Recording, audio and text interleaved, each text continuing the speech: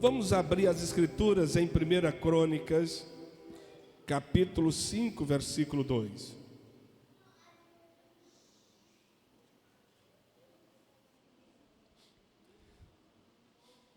Primeira Crônicas 5, 2. Primeira Crônicas está depois de Segundas Reis e antes de Segunda Crônicas do Antigo Testamento. Primeira Crônicas está depois de Segunda Reis e antes de Segunda Crônicas.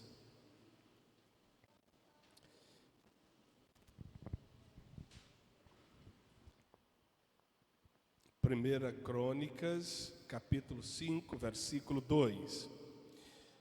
Porque Judá foi poderoso entre seus irmãos, e dele provém o príncipe. Queridos, antes de você tomar assento, queria convidar você a abraçar pelo menos 3 pessoas e declarar uma palavra de amor, de carinho, de acolhimento, aceitação sobre esta pessoa, um sorriso, tá bom? Abrace como se você estivesse abraçando Jesus. Comunique essa unção, comunique essa alegria, comunique essa gratidão que você traz no seu coração.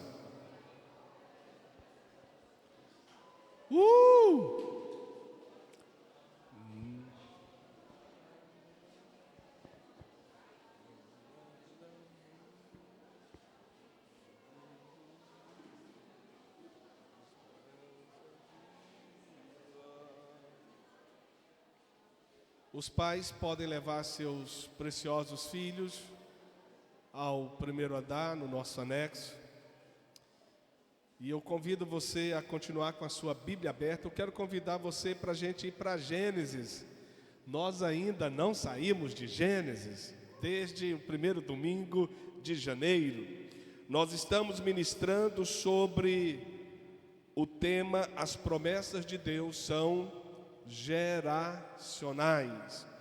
Então, nós temos ao longo desses domingos compartilhado a respeito das promessas de Deus como um projeto divino, não apenas para os pais, mas também aos seus filhos e aos filhos dos filhos, porque o texto sagrado diz que Deus visita, ou seja, Deus requer, Deus chama a prestação de contas, a iniquidade, a maldade dos pais até a 3ª e 4ª geração. Nós já falamos sobre isso aqui, não vou repetir, mas o mesmo texto logo em seguida diz que Deus estende a sua bondade, a sua misericórdia até 1000 gerações sobre aqueles que o amam. Então nós louvamos a Deus porque a nossa geração está debaixo das promessas de Deus, aquelas mesmas que também foram feitas a Abraão e que também foram feitas aos patriarcas, passando por Isaac, Jacó, as 12 tribos, passando por Davi, chegando a Jesus Cristo. E a igreja é portadora, a igreja carrega sobre si o poder das promessas de Deus. Nós somos então herdeiros de poderosas promessas, e na nossa peregrinação, na nossa caminhada, enquanto aqui estivermos, nós veremos muito dessas promessas se cumprindo, outras nós as alcançaremos pela fé, e pela fé, assim como Abraão, nós as tocaremos, mas nós sabemos que algumas promessas elas se cumprirão no advento da segunda vinda de Cristo, elas se cumprirão, algumas outras no julgamento do chamado trono branco, e algumas outras também se cumprirão quando Apocalipse diz que haverá o dia do Senhor tomar para si toda a sua igreja, e assim como Ele o é, nós o seremos, e em Deus nós seremos, não é, aquilo para o qual nós fomos feitos e formados, e temos sido preservados e salvos. Assim nós seremos eternamente com o Senhor. Mas, nesta manhã, eu quero compartilhar com vocês um subtema muito especial. Nós ainda continuaremos falando sobre Judá, esse personagem assim, que tem muitas lições especiais a compartilhar conosco, tanto em aspectos negativos para servir como alerta para não repetirmos nem praticarmos, como também em cima de atitudes positivas para que nos inspire, nos motive a vivermos um padrão espiritual, moral, acima da média, acima da mediocridade. Então, se você quiser, anote o tema aí: Judá e a expiação da sua culpa. Judá e a expiação da sua culpa. Eu quero abrir parênteses para dizer a vocês o seguinte: não sei se vocês já ouviram falar sobre psicopatas. Os psicopatas, eles são definidos por várias características, mas há duas principais que eu quero alencar aqui para vocês. Dentre essas duas principais, há muitas outras, mas eu vou compartilhar apenas essas duas principais. Uma delas é a incapacidade de exercer uma verdadeira empatia.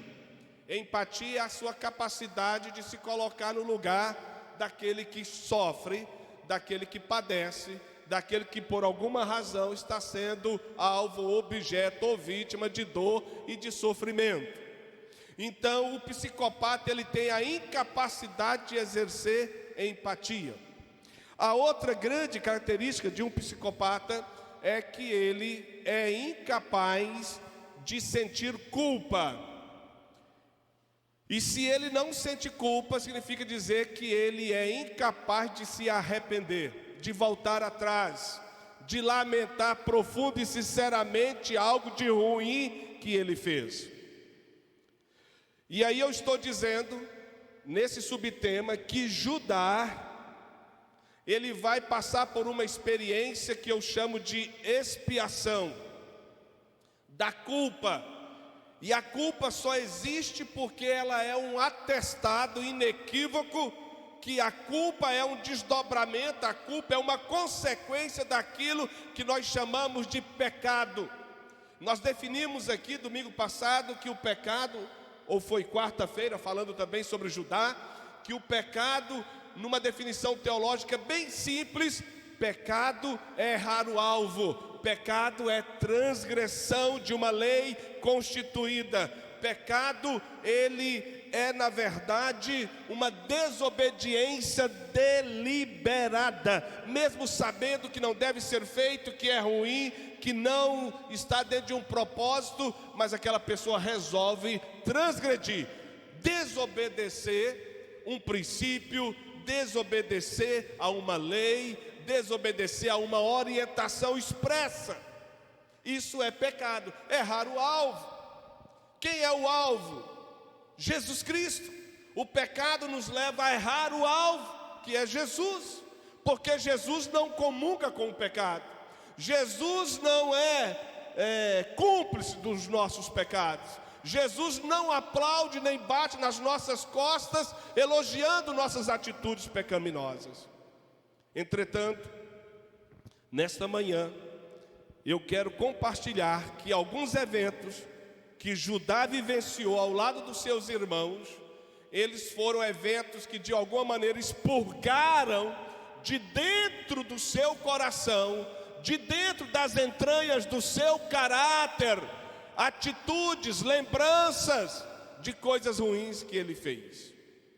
Então, expiação, que eu vou passar a falar rapidamente, ela fez parte da vida de Judá, porque ele carregava sobre si uma culpa, oriunda de um pecado, de uma trama, de uma conspiração. Nós já falamos sobre isso aqui, me parece que quarta-feira passada. Judá liderou uma conspiração contra a vida de José, o seu 11º irmão, filho de seu pai Jacó. Então, definindo expiação, se você quiser anote, significa purificação de crimes ou faltas cometidas, meio usado para expiar-se, penitência, castigo, cumprimento de pena, sofrimento compensatório de culpa. Então, a expiação é esse ato que possibilita você de, através de um profundo e sincero arrependimento, e o arrependimento significa você assumir a culpa. O arrependimento significa você não transferir a sua culpa para mais ninguém. Nós vivemos uma geração que é resultado, infelizmente, de uma ideologia nefasta, esquerdista, implantada em vários países ao redor do continente terrestre, ou ao redor do globo terrestre, melhor dizendo, e que essa ideologia, uma das facetas dela é tornar as pessoas vítimas de tudo e de todos. E as pessoas encharcadas dessa ideologia esquerdista, elas estão sempre transferindo a culpa para terceiros. Nunca assume o que faz, o que fala, o que omite, porque omissão também pode ser uma culpa, pode ser um pecado, pode ser um crime. Mas diante da Bíblia, cada um de nós devemos nos responsabilizar pelo que nós fazemos, pelo que nós decidimos, pelo que nós escolhemos, pelo que nós falamos. Chega de vitimismo, chega de transferir para a sociedade, chega de transferir para o outro a culpa que é minha, que é sua. Se cada um de nós assumirmos nossas responsabilidades, o mundo será melhor, o nosso bairro será melhor, nossa sociedade será melhor, nossa cidade será melhor, nosso estado será melhor, o Brasil será melhor. Quando cada um bater no peito e falar: essa bola é minha, essa culpa é minha, eu quero expiá-la, eu quero confessá-la, eu me arrependo, eu quero mudar a partir de agora, eu quero fazer diferente na próxima oportunidade. Quem está me entendendo até aqui? Chega de vitimismo, chega de hipocrisia, chega de cinismo, sempre transferindo culpa. Então, expiação é, na verdade, assumir essa culpa. É você se posicionar no sentido de que eu não vou voltar a fazer isso mais. Eu quero fazer diferente.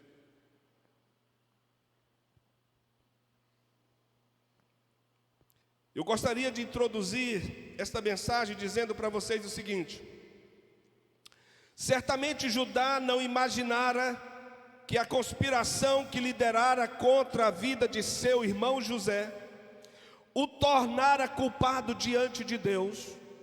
Ainda que a sociedade nos absolva, ainda que o juiz da corte seja eventualmente omisso, ainda que as leis tenham eventuais brechas para o advogado fazer uma defesa, mas diante de Deus, se a gente é culpado, a gente permanece culpado. E só seremos redimidos se confessarmos nossa culpa como sinal de arrependimento e pedirmos a misericórdia de Deus. E que as consequências daquela atitude o visitaria anos mais tarde, dando-lhe a oportunidade de reconciliar-se com seu passado, mediante um sincero e profundo arrependimento.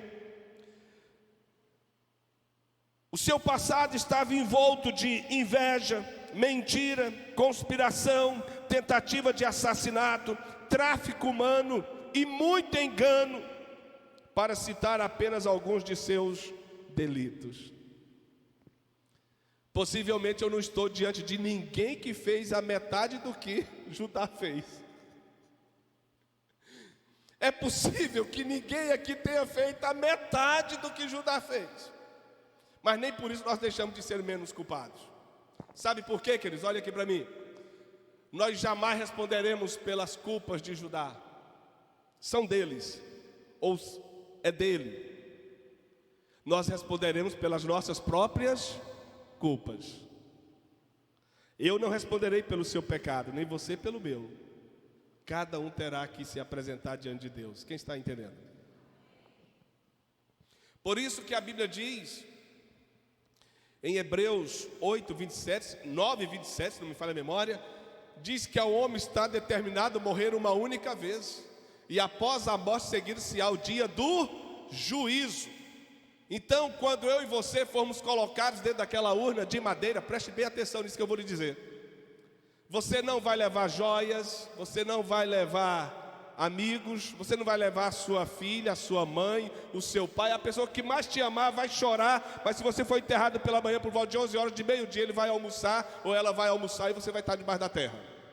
Ou se for à noite, a pessoa vai jantar e você vai estar debaixo da terra, porque ninguém vai querer entrar dentro do caixão com você vivo para provar que ama você e morrer com você ali debaixo daqueles 7 palmos de terra que cobre o seu corpo ou aquele caixão. Cada um vai seguir só essa última estrada. E a Bíblia diz que nós só iremos com as obras das nossas mãos. Diga para o seu irmão, nós só iremos com as obras de nossas mãos.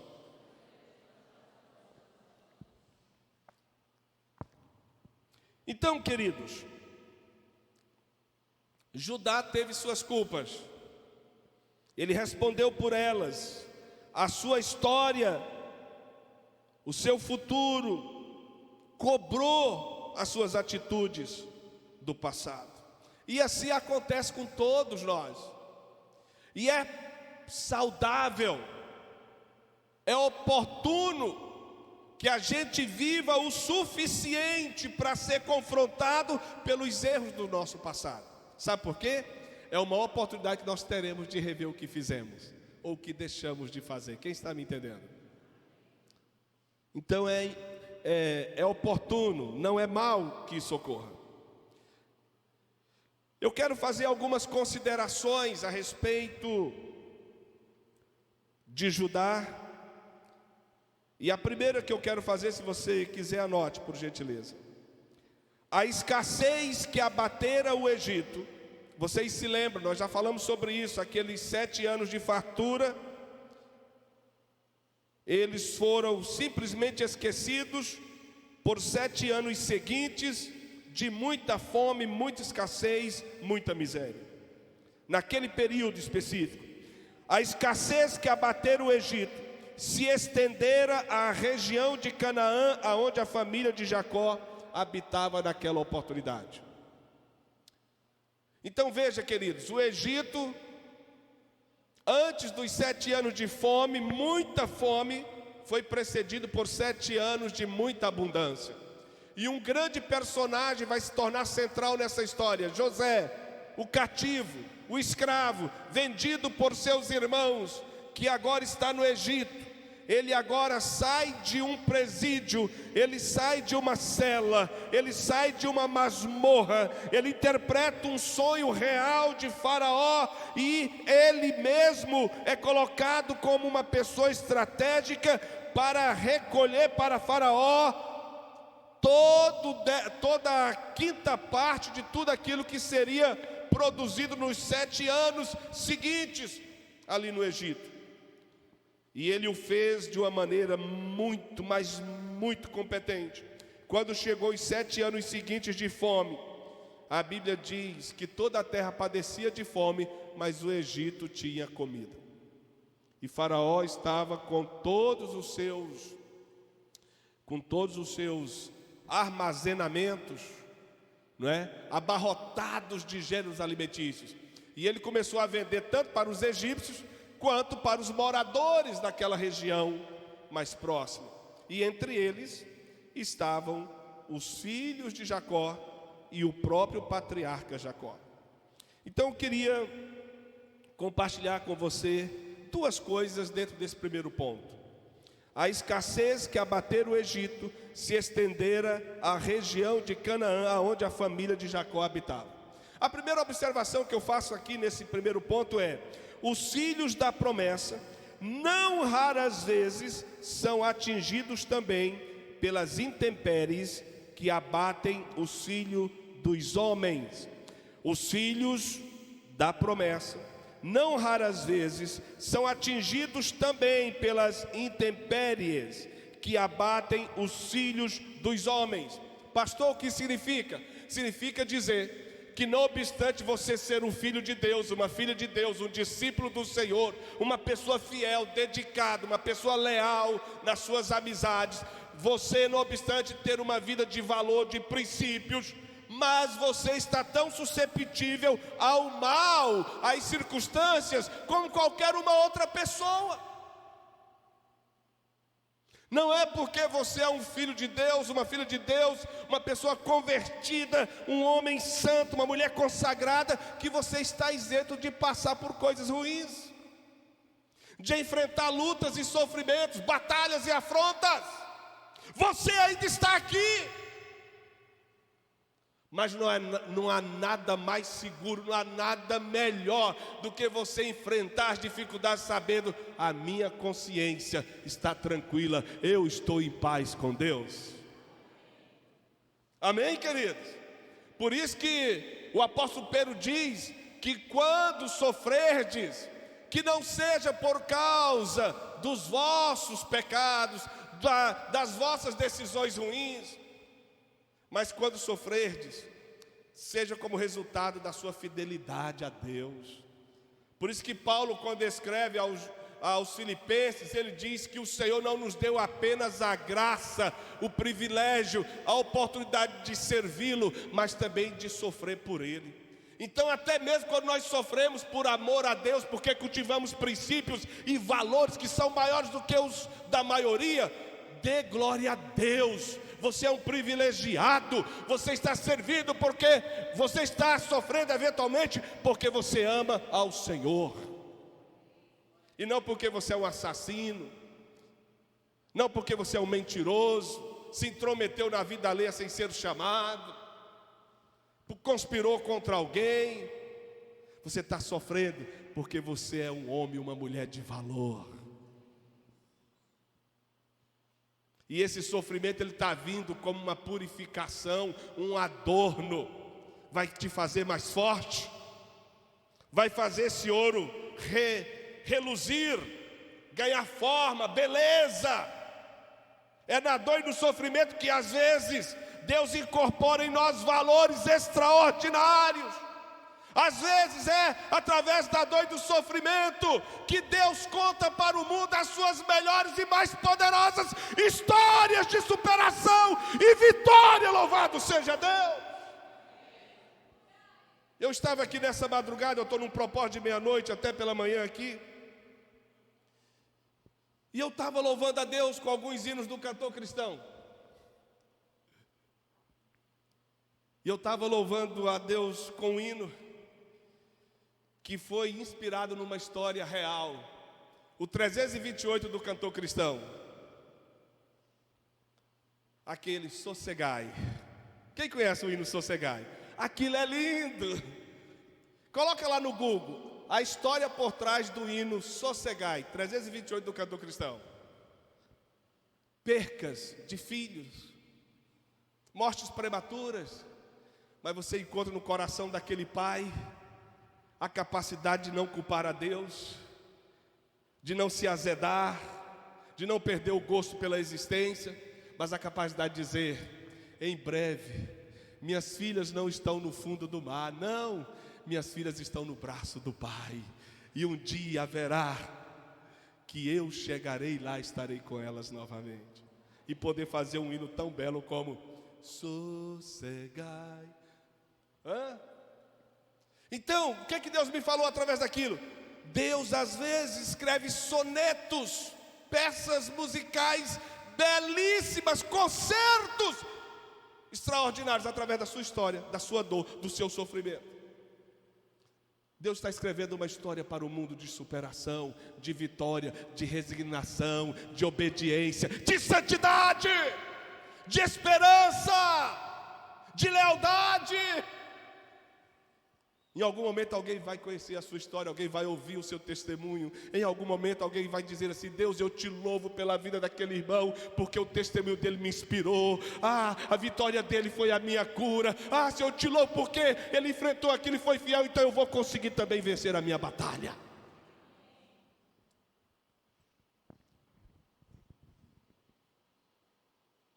A segunda coisa que eu queria compartilhar dentro do primeiro ponto, da primeira consideração. Enquanto aguardamos o cumprimento das promessas, devemos manter nossas perspectivas protegidas pela esperança. Enquanto aguardamos o cumprimento das promessas, enquanto estamos em percurso, queridos, ao invés de focar no negativo, ao invés de focar na derrota, ao invés de focar no caos, ao invés de focar nas condenações que as pessoas lançam sobre nós, as mentiras, as palavras de juízo, as maldições, as orações de feitiçaria, vamos olhar para o alvo. Jesus é a minha esperança. Essa tribulação momentânea não vai ditar o meu ritmo. Essa tribulação momentânea, Senhor, não vai me esvaziar do propósito, não vai me azedar, não vai me amargurar, não vai me tirar a alegria de comer, de dormir, de celebrar, de glorificar, porque o Senhor é a minha esperança. Quem está me entendendo, pelo amor de Deus? Enquanto aguardamos o cumprimento das promessas, devemos manter nossas perspectivas protegidas pela esperança. Vai lá na definição do dicionário para ver o que é perspectiva. Significa também esperança, visão, alinhamento. Sabe, você está olhando além do problema, você está vendo além do caos. Nada te detém, porque você não se permite ser modelado, remodelado, circuncidado pelas circunstâncias. Você tem um alvo, você tem uma visão, você tem um propósito maior do que aquilo que lhe ocorre. A segunda consideração que eu queria compartilhar, se você quiser anote. Ante a recusa de Jacó em deixar seu filho Benjamim acompanhar os irmãos, Judá assume protagonismo na responsabilização da segurança e integridade física de Benjamim. Ante a recusa de Jacó em deixar seu filho Benjamim acompanhar os irmãos, Judá assume protagonismo na responsabilização da segurança e integridade física de Benjamim. Qual é o texto que fala sobre isso? Venha comigo, Gênesis 43, 8 e 9. Gênesis 43, 8 e 9. Com isto disse Judá a Israel. Israel é Jacó, seu pai. Envia o jovem comigo, e nos levantaremos e iremos, para que vivamos e não morramos, nem nós, nem tu, nem os nossos filhinhos, porque eles agora já são pais. Jacó é avô. Eu serei responsável por ele, por Benjamim, disse Judá. Da minha mão o requererás. Se eu tu não o trouxer e não tu puser à presença, serei culpado para contigo para sempre. Queridos, um pouquinho de história, rapidamente.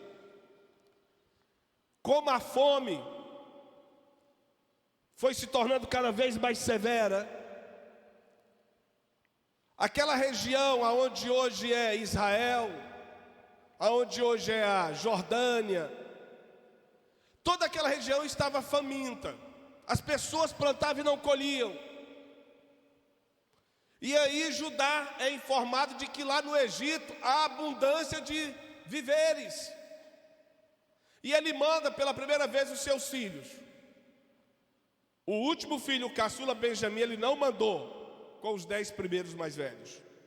E estes filhos, ao chegar no Egito, foram introduzidos à presença do grande governador, do grande administrador do Egito, chamado José, que era irmão deles, a quem eles tinham traído, conspirado e tentado matar. Foram dissuadidos pelo irmão mais velho, Rubem. Então venderam José, apenas com 17 anos, para o Egito, para uma caravana de ismaelitas, comerciantes, que o venderiam logo depois para Potifar, um oficial de Faraó. E depois de 13 anos, talvez entre 13 e 15 anos, lá veio os 10 irmãos, os mesmos que conspiraram contra José. Agora José está aparamentado como um egípcio, vestido como um egípcio, fala a língua egípcia, ele conhece os irmãos, mas não é conhecido por eles. Ele se lembra de tudo que os irmãos fizeram contra ele, mas ele não antecipa nenhuma ação de vingança, até porque não tinha isso dentro do coração dele. A gente já viu tudo isso nas últimas semanas. Mas ele sabe o que os irmãos estão falando, porque ele se lembra da sua língua mãe, da sua língua hebraica. Sabe o que ocorre? Na primeira vez que eles foram, José disse: olha, vocês estão com cara de espiões. Não, os vossos servos, nós não somos espiões. Como assim? Vocês têm família? Nós temos um senhor, um paizinho já idoso. Nós somos em 12 irmãos. Um foi despedaçado, um morreu. Eles continuavam mentindo a respeito do que eles fizeram. Um morreu, o outro mais novo, Benjamim, o nosso pai não deixa sair de perto dele de jeito nenhum, porque ele não quer perder esse filho como ele perdeu o outro filho. E José os ouvia, porque José falava com eles através de intérprete. Então os irmãos criam que estava falando com um egípcio, mas era o próprio irmão deles, José, a quem eles tinham traído e vendido. Olha que história fenomenal. Então José disse assim: olha, para provar que vocês não são espiões, eu vou ficar com um de vocês preso aqui no Egito. Vocês vão levar a carga de alimento para o vosso pai, para os vossos filhos, e eu só vou receber vocês aqui uma segunda vez. Vocês só verão o meu rosto e vocês só terão provisão se vocês me trouxerem o filho mais novo, para provar que vocês não estão conspirando, que vocês não são conspiradores, que vocês não são agentes secretos para vir espiar a terra e depois intentar algum mal contra nós. Os irmãos foram, vocês conhecem a história. Passado alguns meses, acabou a alimentação. Aí Judá chega para o pai e diz assim: pai, a gente precisa voltar, senão a gente vai morrer de fome. Agora, a gente só pode voltar, papai. E o homem lá disse, ele foi severo em dizer: nós só seremos recebidos por ele, só teremos acesso a comprar alimento se a gente levar Benjamim. Aí Judá resistiu: não, eu já perdi José, porque o pai foi enganado pela mentira dos irmãos. Eu já perdi José, eu não quero perder meu filho caçula, não, Benjamim não. Aí é quando Judá diz: olha pai, a gente precisa ir, senão a gente vai morrer, nossos filhos vão morrer, nós não vamos ter uma descendência. Nós somos filhos de promessas, nossos filhos precisam viver, a gente precisa estender a nossa geração. Faz o seguinte, eu me coloco como responsável diante do Senhor pela vida de Benjamim. Eu vou proteger Benjamim. Se ele correr risco de vida, eu morro no lugar dele, mas ele volta são e salvo para o Senhor. E a Bíblia diz então que por algum tempo Jacó ainda resistiu, mas chega um momento que a fome aperta tanto que ele diz assim: podem ir, se eu tiver que morrer sem Benjamim, assim eu morrerei. E ele permite, e Benjamim então é levado na companhia dos seus irmãos, e esse foi o texto lido em Gênesis 43, do 8 ao 9. E aí, vocês percebem que a partir de agora, presta atenção nisso, aquilo que Judá fez contra o seu irmão, porque foi ele quem liderou a conspiração contra José, vocês vão perceber nos passos seguintes que ele passará na pele muitas aflições, ele será muito castigado nas suas emoções. Eu costumo dizer açoitado, porque a Bíblia diz que no dia que eles venderam José para aquela caravana de ismaelitas, a Bíblia diz que José estava com um semblante aterrorizado, aflito. Meus irmãos, não façam isso comigo. Meus irmãos, o que será do meu pai? Meus irmãos, não me vendam. Meus irmãos, não cometam essa maldade contra mim. E os irmãos endurecidos venderam aquele rapaz aflito, atormentado. Mas agora Judá vai começar a experimentar alguma das poucas coisas de mal que ele fez contra José. Por isso que ele diz: pai, deixa aí Judá comigo, deixa aí Benjamim comigo, eu vou protegê-lo, a minha vida pela dele. Se eu não honrar o que eu estou dizendo, pai, eu serei culpado diante de você para todo sempre.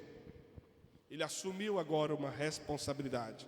Ele está sendo chamado a uma prestação de contas. Ele nem tem ideia que esse tempo chegou na vida dele. O que é que nós aprendemos? Olha aqui, irmãos. Ninguém passa impune aos olhos de Deus. Há pessoas no Brasil que têm dinheiro, têm fama, têm poder, compra juízes, compra desembargadores, compra figuras do Tribunal Superior Eleitoral, compra figuras do Supremo Tribunal Federal, compra MPs, como já foi provado na delação de Palocci, que nos 2 governos anteriores, 900 medidas provisórias foram compradas. O parlamento votava e cada parlamentar dos 513 recebia um mensalinho para aprovar leis injustas que estavam minando o crescimento da nação e enriquecendo a poucos. Quando se tem dinheiro, quando se tem trânsito, quando se tem o chamado tráfico de influência, pode fazer todas essas desgraças, mas não passará impune ao juízo de Deus. Quem está me entendendo, queridos? Vale para mim, vale para você, vale para qualquer ser humano na face da terra. E felizes aqueles que são confrontados em vida, porque pode ter a oportunidade de se arrepender e mudar. E aqueles que Deus entrega já um juízo de culpa e de engano, e eles vão se apresentar lá no que diz Apocalipse capítulo 19, eles serão apresentados diante de Deus no chamado juízo do trono branco, o grande dia do julgamento final. Aí ali não é para absolvição nem perdão, ali é para juízo eterno, para entrar numa outra dimensão de condenação, juízo eterno, porque o inferno não é o final ainda. A Bíblia diz em Apocalipse que o inferno, os mares, devolverão seus mortos e comparecerão para serem julgados diante do trono branco. Essa é a segunda morte, diz as Escrituras. A terceira consideração: já no Egito, diante de José, a quem não se der a conhecer aos seus irmãos, Judá dentre os demais é o que discerne que Deus está visitando a iniquidade. Se você ainda não sabe o que é iniquidade, significa maldade, que eles cometeram há uns 15 anos atrás aproximadamente contra um jovem indefeso, aterrorizado e desesperado. Quem foi esse jovem? O seu próprio irmão José, que pedia, que clamava: por favor, não me vendam, não faça isso, por favor, não me tire de perto do meu pai. E eles, com toda a maldade, venderam aquele jovem indefeso.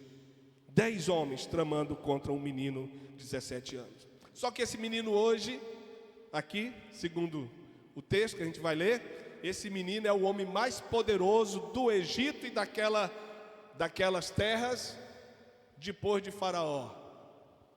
E é o indivíduo que está diante deles e eles não reconhecem. Alguém sabe daquele adágio que diz assim: quem bate esquece, quem apanha lembra, né? Quem já conhece esse adágio? Quem bate esquece, né? Agora quem apanhou, eu lembro, né? Se não perdoar também fica refém dessa lembrança maldita. Então perdoa para que você seja livre. Deus vai acertar com quem te bateu, com quem te ofendeu, com quem te magoou. Seja livre, perdoa. A pessoa vai tratar com Deus, Deus vai tratar com ela. Você já está certo de que ninguém passa impune aos olhos de Deus. Quem está me entendendo? Já no Egito, diante de José, a quem não se der a conhecer aos seus irmãos, Judá dentre os demais é o que discerne que Deus está visitando a iniquidade que eles cometeram há uns 15 anos atrás, aproximadamente, contra um jovem indefeso, aterrorizado e desesperado. Venha comigo, Gênesis 44, 16. Então disse Judá: que responderemos ao meu senhor? Que falaremos? Que justificaremos? E como nos justificaremos? Achou Deus a iniquidade de teus servos? Eis que somos escravos de meu Senhor, tanto nós como aquele em cuja mão se achou o copo.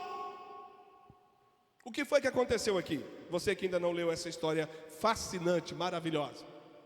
A Bíblia diz que José os recebeu pela segunda vez, não se deu a conhecer a eles, mas pôde olhar para o seu irmão Benjamim, que era filho de seu pai com a sua mãe, que foi Raquel. Raquel, a mãe de ambos, de Benjamim e de José, já era falecida. E a Bíblia diz que José, ao olhar para o irmão, ao conversar com o irmão, se emocionou tanto, mas não na presença dele, saiu à parte, lá chorou, lavou o rosto e voltou, se recompôs e voltou. Irmãos, leia essa história, ela é carregada de emoções, é muito linda. É muito linda. Não tem uma vez que eu leio a Bíblia, estou relendo a Bíblia agora mais uma vez. Esse ano quero lê-la 2 vezes por ano. E eu não consigo manter os olhos secos diante dessa história. Do reencontro de José com seu pai Jacó. É muita emoção. A Bíblia diz então que José prepara um almoço para eles. José já está pagando o mal que eles fizeram só com o bem. Da primeira vez colocou o dinheiro que eles trouxeram dentro do próprio saco deles. Quando eles chegaram lá que tiraram todos os víveres, que tiraram a alimentação, que eles viram o dinheiro. O que foi que houve? Mas a gente pagou e ele deu o dinheiro de volta. Nessa segunda vez, a Bíblia diz que José manda os seus oficiais levá-los lá para casa, para o palacete dele. Lá prepara uma refeição maravilhosa. Vocês conhecem a história, não quero entrar em detalhes. E aí José manda encher os sacos de alimentação, manda o oficial dele devolver o dinheiro sem que eles soubessem, devolve o dinheiro, mas mandou colocar um copo dele, talvez uma taça no saco de Benjamim, o filho caçula. E no outro dia os despede em paz. Só que antes deles saírem da cidade, dos arredores do Egito, José manda, já combinado, claro, com o seu oficial, manda ir ao encontro desses irmãos e abordá-los dizendo assim: olha, o meu senhor fez tão bem a vocês, acolheu vocês, tratou bem vocês, vocês almoçaram, jantaram na casa dele, tomaram bastante vinho, se alegraram, e é com o mal que vocês pagam o bem recebido? Como assim, meu senhor? Eles disseram: não, a taça pela qual, o copo pela qual o meu senhor faz adivinhações, alguém de vocês roubou. Aí um dos irmãos disse: olha, se for encontrado em algum desses sacos essa taça, nós seremos escravos, e aquele em quem tiver a taça, ele será morto. Aí o oficial, que já sabia de tudo, da trama, disse: está feito, pego vocês pela palavra. Aí começou pelo saco de Rúben, aquele filho mais velho. Rúben, Simeão, Levi, Judá, o 4º filho, Issacar, Zebulon, e aí, até quando chegou em Benjamim. Agora veja como estava o coração desses homens, dizendo: rapaz, não é possível que vai estar no saco de Benjamim, não é possível. Quando o oficial abre o saco de Benjamim, onde é que estava a taça? Dentro do saco de Benjamim. E eles rasgaram as vestes, eles jogaram terra em cima da cabeça, expressando lamúria, consternação, dor, aflição, desespero, e foram levados de volta lá para a casa de José. Chegando lá, José disse: ei, vocês queriam me enganar? Vocês não sabem que eu sei de todas as coisas, que eu adivinho as coisas? Por que vocês fizeram isso? Aí é o que Judá vai dizer aí, Gênesis 44:16. Então disse Judá, aí ele assume esse protagonismo, ele vai para frente do irmão José, que ele não sabe que é o irmão. Ele diz assim: como? Que responderemos a meu senhor? Que falaremos? E como justificaremos? Foi achado no saco do nosso irmão mais novo, foi achada a prova do crime, não tem o que fazer. Achou Deus a iniquidade dos teus servos, ou seja, Deus está visitando a maldade que fizemos alguns anos atrás. Eis que somos escravos de meu Senhor, tanto nós como aquele em cuja mão se achou o copo. Quem está me entendendo, queridos? Então olha para o seu irmão assim: Deus costuma visitar as nossas iniquidades, as nossas maldades, mas não se desespere. Não veja isso como perdição, mas como oportunidade de você se arrepender profundo e sinceramente, e ser redimido, e ser transformado, e ser reconciliado, e não carregar mais sobre você a culpa do seu passado.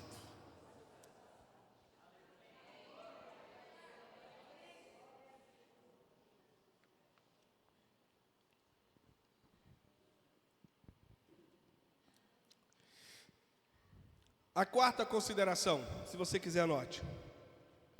Foi Judá quem se colocou como fiador de Benjamim, quando José, sem ser reconhecido pelos seus irmãos, queria prendê-lo, acusando-o de ter roubado dele. Alguém levou a minha taça. Então veja, Judá assume responsabilidade. Ele está sendo conduzido para uma situação da qual ele não tem uma outra alternativa a não ser assumir culpa, a não ser revisitar na sua memória o seu passado de engano, de mentira, de crime, de delitos. Veja o que diz Gênesis 44, vamos lá. Versículo 20 e 22. E respondemos a meu Senhor, temos pai já velho. Isso aqui é Judá que está diante do seu irmão, que ele não sabe que é José ainda. Temos pai já velho e um filho da sua velhice. Ele está falando agora de Benjamim, o mais novo, cujo irmão é morto. Ele continua mentindo ainda, mas ele vai ser desmascarado pela realidade dos fatos. E só ele ficou de sua mãe, e seu pai o ama. Ele está falando da devoção, do amor que o pai tem pelo filho mais novo, já que José supostamente era morto. Então disseste a teus servos: trazei-mo para que ponha os olhos sobre ele. Respondemos a meu senhor: o moço não pode deixar o pai, seu governador. Se deixar o pai, este morrerá. Judá está dizendo assim: olha, a gente trouxe Benjamim, foi uma luta. A gente trouxe Benjamim. O Senhor testificou que nós não somos espiões. A gente trouxe o menino, apesar de eu ter me colocado como fiador. Eu me coloquei diante de meu pai como culpado se eu não levar esse menino de volta. O sangue dele vai cair sobre mim. Eu serei culpado para sempre diante de meu pai. Então, já que Benjamim é culpado, já que a taça foi achada no saco dele, eu pago a culpa dele. Ao invés dele ficar para ser escravo, ao invés dele ser morto, eu morro no lugar dele. Quem está me entendendo, queridos? Deus está tratando com Judá. Porque foi Judá quem conspirou, quem liderou a conspiração contra José há 20 anos atrás. Ele agora está assumindo responsabilidade. Ele agora está diante de uma dor intensa na alma, de uma responsabilidade que pesa sobre os seus ombros. Seu governador, libere esse menino. Eu serei escravo no lugar dele. Nunca mais eu verei meus 2 filhinhos. Nunca mais eu estarei com meu pai, com os meus irmãos. Mas, por favor, libera meu irmão. Ele está passando pela aflição que ele fez o seu irmão há 20 anos atrás passar. A quinta e última consideração. Diante da constatação da suposta culpa de Benjamim, Judá, à semelhança de Cristo, se dispõe a assumir a culpa e substituir o culpado ante a sentença. Veja que essa atitude de Judá, ao mesmo tempo que é uma atitude de expiação, Ele está reconhecendo todo o mal que ele fez. Ele diz: olha, Deus visitou a nossa iniquidade. Olha, Deus não dormiu. Olha, Deus estava vendo tudo que fizemos contra o nosso irmão. Deus está agora nos colocando na condição de réus. Deus está agora pedindo feedback, prestação de contas. Deus está revisitando todo o mal que fizemos. Mas ao mesmo tempo, quando ele luta pela vida de Benjamim diante de José, que ele não sabe que é José, ele só sabe que é o grande governador do Egito. Ao mesmo tempo que ele faz isso, que ele luta pela vida do irmão, que ele se coloca para assumir a culpa do irmão, para pagar o preço pelo pecado, pela suposta culpa do irmão, ele está também sendo uma pré-figura, uma tipologia de quem? De Cristo Jesus. Quem foi que pagou um alto preço por você? E essa culpa você não tinha como espiá-la. Os nossos pecados que nos condenavam, nós não tínhamos como pagar, mas Jesus pagou em nosso lugar.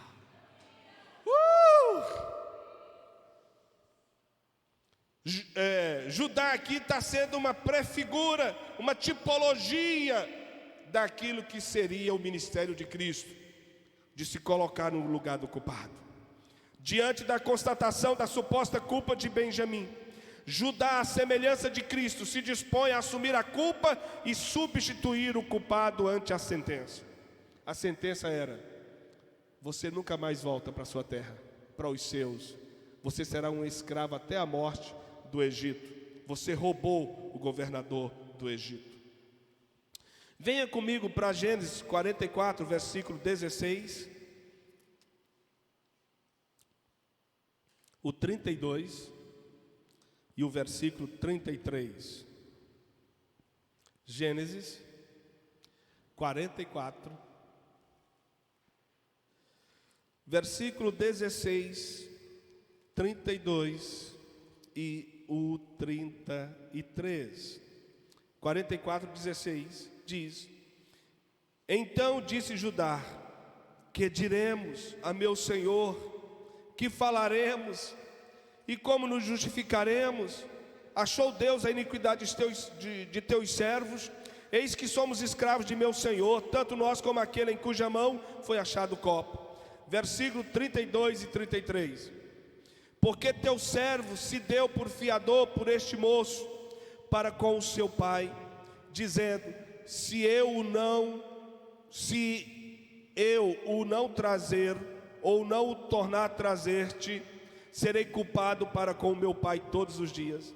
Agora, pois, fique teu servo. Ele está dizendo: agora, pois, fique eu, Judá, em lugar do moço, do meu irmão mais jovem, por servo de meu senhor, e o moço que suba com os seus irmãos e volte para a sua casa. Queridos, Judá, ao mesmo tempo que é culpado, ao mesmo tempo que ele passa por essa expiação, por esse pagamento pela culpa, por essa aflição, por essa dor, o seu pecado é revisitado, o seu passado está sendo transformado, porque veio a responsabilização, veio o arrependimento, veio a culpa, mas ao mesmo tempo ele está lutando pela vida do seu irmão. De alguma maneira ele luta para que seu pai não morra com a triste notícia de que Benjamim se tornou escravo para sempre no Egito. Então, nesta manhã eu quero concluir lhe dizendo: Deus graciosamente conjugou todas aquelas situações adversas, de escassez, a fome no Egito, que se estendeu a Canaã, aonde Jacó morava e os seus 11 filhos, e de reencontro entre José e seus irmãos, para proporcionar-lhes a oportunidade do reconhecimento da culpa, de receberem perdão e de resgatarem a alegria da reconciliação.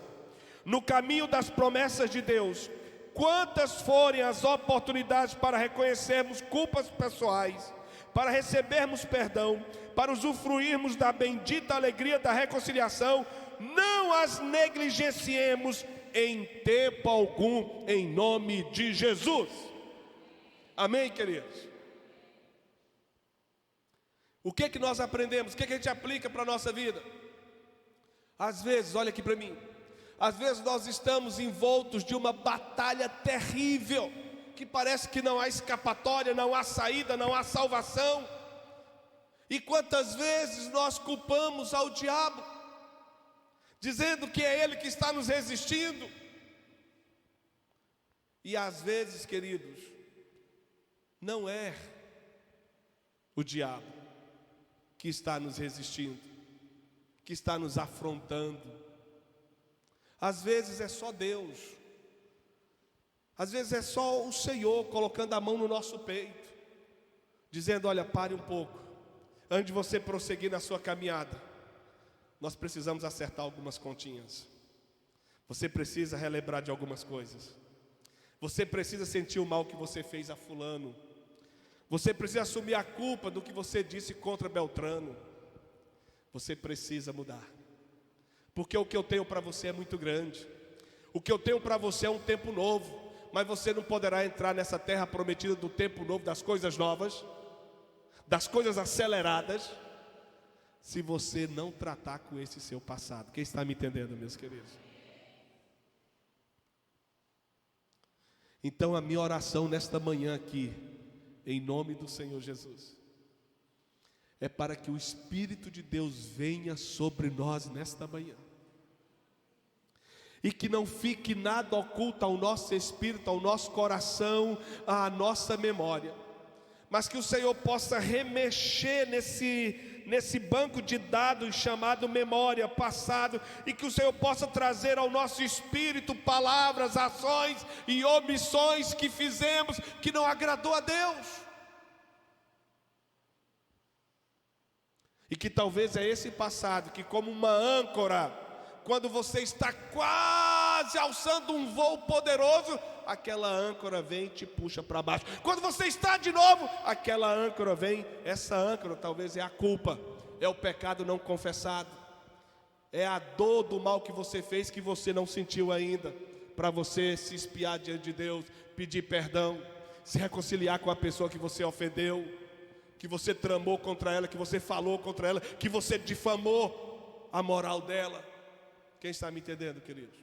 Olha para o seu irmão e diga assim: o pastor não sabia que você viu hoje pela manhã. Então não julgue pensando que é algo pessoal. Ele só está sendo usado por Deus